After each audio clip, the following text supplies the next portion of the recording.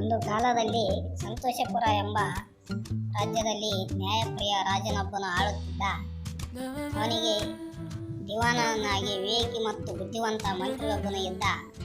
ರಾಜನು ಪ್ರಜೆಗಳ ಹಿತದರ್ಶಿಯಾಗಿ ಹೆಸರುವಾಗಿದ್ದ. ಆದರೆ ಕೆಲವೊಮ್ಮೆ ಅವನು ತೀರ್ಮಾನಗಳನ್ನು ತುರ್ತು ಮಾರ್ಗವಾಗಿ ತೆಗೆದುಕೊಳ್ಳುತ್ತಿದ್ದ. ಒಂದು ದಿನ ರಾಜನು ಅರಮನೆಯಲ್ಲಿ ನಡೆಯುತ್ತಿದ್ದ ಬಡತನ ಮತ್ತು ಕಳ್ಳತನದ ಬಗ್ಗೆ ಕೋಪಗೊಂಡು ಎಲ್ಲ ಬಡವರಿಗೆ ದಂಡ ವಿಧಿಸುವಂತೆ ಆದೇಶಿಸಿದ. ಮಂತ್ರಿ ಇದನ್ನು ಕೇಳಿ ಆತಂಕಗೊಂಡ.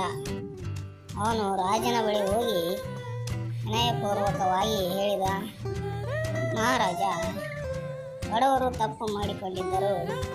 ಎಲ್ಲ ಬಡವರನ್ನು ಒಂದೇ ಜಾಗದಲ್ಲಿ ಅಳೆಯುವುದು ನ್ಯಾಯವಲ್ಲ. ಅವರಿಗೆ ಜೀವನೋಪಾಯದ ಅವಕಾಶಗಳನ್ನು ನೀಡಿದರೆ ತಪ್ಪು ಮಾರ್ಗಕ್ಕೆ ಹೋಗುವ ಅವಶ್ಯಕತೆಯೇ ಇಲ್ಲ.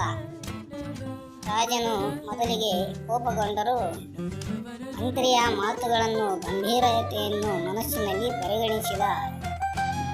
ಮಂತ್ರಿಯ ಸಲಹೆ ಮೇರೆಗೆ ಬಡವರಿಗೆ ಕೆಲಸದ ಅವಕಾಶಗಳನ್ನು ನೀಡಲು ಹೊಸ ಯೋಜನೆ ರೂಪಿಸಲಾಯಿತು.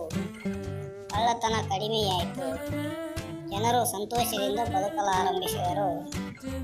ರಾಜನು ಮಂತ್ರಿಯ ಬುದ್ಧಿವಂತಿಕೆಯನ್ನು ಮೆಚ್ಚಿಕೊಂಡು ಅವನಿಗೆ ರಾಜಧರ್ಮ ರತ್ನ ಎಂಬ ಪದಕವನ್ನು ನೀಡಿ ಗೌರವಿಸಿದ.